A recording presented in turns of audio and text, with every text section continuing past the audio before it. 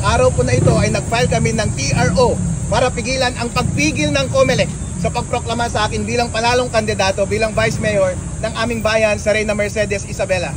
Tandaan po natin, sa isang demokratikong sambayanan katulad ng ating bansa, ang pinakamahalaga po ay ang direktang mandato ng taong bayan. At hindi dapat yan pwedeng mabuwag ng kahit na sino mang nagmamagaling na appointed official lamang, kahit national pa man, katulad ng mga commissioner ng COMELEC. Para ako'y pigilan nila sa aking pagkadeklara, kailangan nilang magbigay ng napakabigat na ebidensya para patunayan na ang sinasabi nilang fake news ay totoo nga ang fake news. COMELEC, kayo talaga ang fake news dahil yung 3.5 na nasa loob ng lahat ng makina sa araw ng eleksyon ay hindi yun yung na-audit na nasa source code audit report. At kayo din ang fake news dahil yung mga pinapadali yung data mula sa automated counting machines ay dumadaan pala sa intermediary server. Pinapakialaman ninyo para posible resulta ng eleksyon. Yung sinasabi ninyong fake news na sinasabi ko na bawal i-connect ang automated counting machine sa internet, sinunod nyo naman. Paano naging fake news yun? Mas daig pa ninyo ang isang diktador dahil kayo na ang nagdidikta mismo ng kapalaran ng ating bansa, hindi man lang kayo nahalal ng direkta ng taong bayan. Ang nagrereklamo po ay buong taong bayan. Hindi mo kailangan ng napakagaling na tao para maintindihan ito. Ang audited source code ay 3.4, may sariling hash.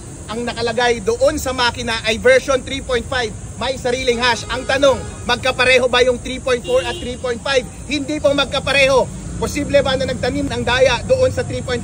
Posible. Malalaman ba natin yon? Hindi, dahil hindi yon yung na-audit. Ang tanging paraan lamang para ma-rectify ng COMELEC ang pagkakamaling ito ay i-open source nila yung 3.5 at tayo mismo ang makakita kung anong kalokohan ang ginawa nila doon sa software na yon. Maraming pagkukulang ang COMELEC sa kanilang pag-govern ng ating election process na ito. Una, sa software, hindi tamang software ang nilagay nila doon sa makina. Therefore, posible ang daya. Wala tayong confidence doon sa integrity ng resulta ng eleksyon.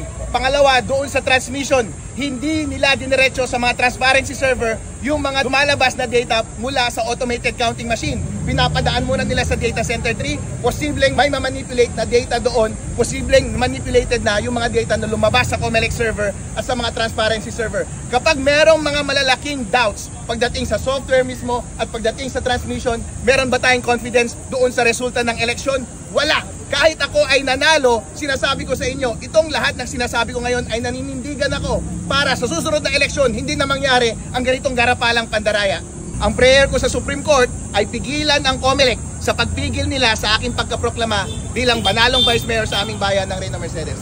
Marami mo pong lalabas na balita at kalokohan ang COMELEC. Nag-upload sila ng mga VPN logs at logs papunta sa mga transmission server. Marami po akong nakita doon. COMELEC, nangako kayo na hindi ninyo i-connect yung mga makina doon sa internet. Marami akong nakita doon na nag-connect doon sa mga server ng before 7 PM. Makikita nyo po yan mamaya o bukas pag-uusapan natin muli. COMELEC, as a matter of fact, kayo po mismo ang umaamin ng inyong kalokohan.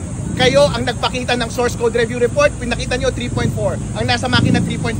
Ikaw mismo, Chairman George Garcia, ang umamin na pinaprocess ninyo yung mga data mula sa automated counting machine bago mag-landing sa transparency server. Sabi ninyo, kino-consolidate nyo muna lahat ng data at pinapadala ninyo every 15 minutes. Ang sabi ng batas, dapat diretso papunta sa COMELEC server, diretso papunta sa transparency server, para nga kapag manloko ang COMELEC ng data, huli agad ng transparency server. Pero anong ginawa ninyo? Rinases muna ninyo sa gitna para posible na ngayon na mabago yung pumunta sa transparency server. Therefore, posible na ngayon na yung mga nilabas ninyo sa inyong mga COMELEC servers ay manipulated na rin. Kayo na rin mismo ang naglabas ng mga VPN logs na yan at nakita ko na merong mga connection doon sa mga server ng before 7 PM. COMELEC, hindi nyo po maitatanggi. Kayo po mismo ang gumawa ng sarili ninyong pag-amin. Hindi nyo kayang palusutan yan ng kahit na anong explanation dahil ang taong bayan ay naiintindihan po nila ang mga paliwanag ni Atty. Harold Respicio. Naninindigan pa rin po ako na ang mali ay dapat panagutin at ang tama ay dapat natin gawin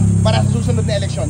Gusto ko na i-dismiss nila yung disqualification case nila na ibinigay sa akin. Dahil nga po, COMELEC Chairman George Garcia, hindi pa huli ang lahat para itama natin ang ating kamalian. Si President Bongbong Marcos na rin ang nagsasabi, mag-reconcile tayong lahat. Tapos na po ang eleksyon. Hindi na maganda na mamulitika pa tayo at pansinin pa ang ego natin at pride.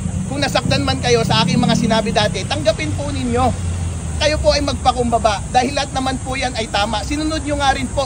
Kaya hindi kayo pwedeng magsalita ng 2 beses at sabihin ninyo at the same time na fake news yung sinasabi ko. Dahil iba yung ginawa ninyo, iba yung mga inamin ninyo, at the same time kapag pinapansin ko ay sinasabi nyo nagsisinungaling ako.